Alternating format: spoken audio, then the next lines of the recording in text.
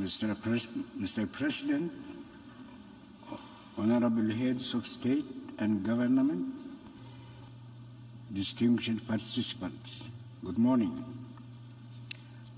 Allow me first to express our congratulations for your election as President of the 77th session of the General Assembly. I also want to congratulate His Excellency Abdullah Shahid for his successful stewardship of the Assembly during his presidency of hope in the 76th session.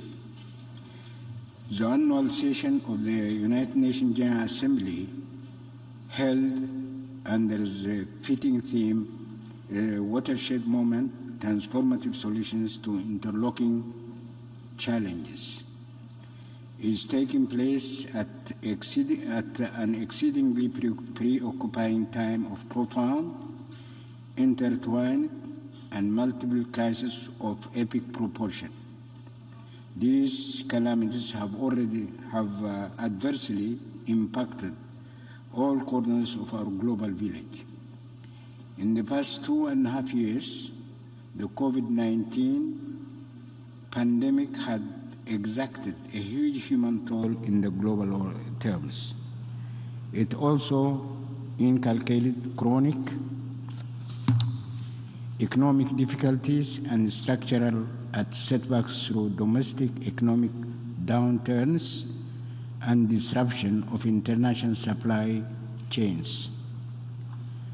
And while this scourge persists, we are confronted these days with equally perilous flow-outs of climate change and global warming, which are exacerbating the already precarious situation.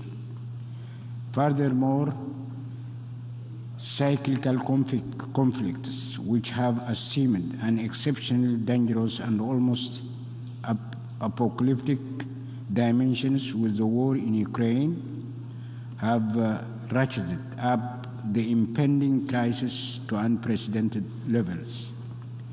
The COVID-19 pandemic aside, the other interlocking variables and dimensions of the crisis constitute the cumulative consequences and telltale symptoms of a tenuous and highly flawed global governance architecture. They are byproducts and manifestations of systemic failure of the unipolar order or unipolar world order that has prevailed for over 30 years. In reality, the much vaunted rules-based international order represents a skewed set of duplicitous, asymmetric, and non-consensual norms and regulations. The fact is, it was essentially designed to advance and safeguard the privileges of its principal architects, to the exclusion of the majority of other nations and peoples. Its rather monolithic and condescending ideological perspective gives no room and space to historical context, distinct realities and cultures, and above all to independent policy choices of other sovereign peoples and nations. Indeed, all other sovereign peoples and nations are expected to fully adhere and kowtow both in their international relations and domestic policies to the gold standards stipulated in the flimsy rules-based international order.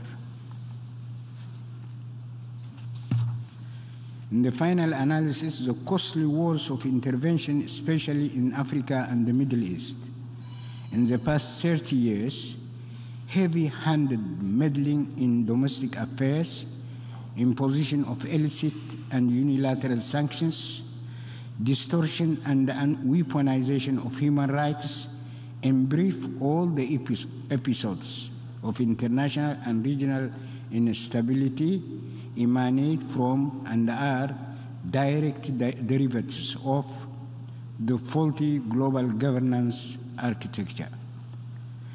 The negative ramifications of this dysfunctional system are not confined to the sovereign nations and peoples of the global south. For extreme and ludicrous inequalities where less than 1% of the population own 99% of national wealth, unbridled consumerism, which has bred and continues to aggravate climate change, atomization of societies that have literally decimated social compassion and community care by fostering exclusive and unnatural individualism are dangerous trends that will ultimately undermine the social fabric and stability in individual countries and our global village at large. Distinguished participants, my rather extensive perspectives on the flaws of the global governance structure do not stem solely from general and abstract desire of my government to seek timely and urgent remedies as underlined in the theme of this General Assembly. Eritrea has indeed borne the brunt of this unfair international order through illicit sanctions, the use of surrogate forces to create a situation of permanent conflict and instability, as well as the weaponization of human rights to isolate and ostracize the young nation. Excellencies, as we all agree, the gravity of the interlocking problems that our global village has to grapple with is so immense, warranting urgent and comprehensive remedial action. We are really living on borrowed time.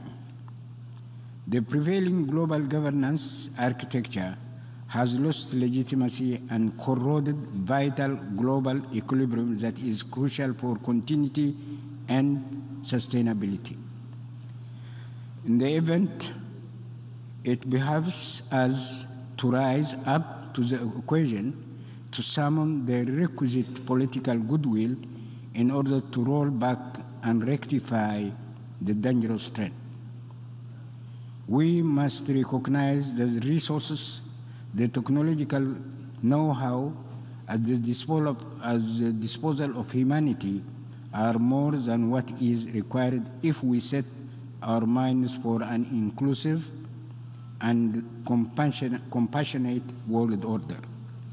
In this respect, and in our modest view, one, our global village and the United Nations system must devise a new international order that is anchored on consensus with the full and equal participation of its constituencies. Two, the sacrosanct principles of the equality of all member states and the respect of the sovereignty and political independence of nations and peoples must be upheld. Three, equitable representation of all member states in all decision-making international bodies must be guaranteed through viable and sustainable modalities and mechanisms. Four, selective and partial parameters that impede collective well-being and the fostering of a compassionate social system will require thorough review. I thank you. I thank the Minister for Foreign Affairs of Eritrea.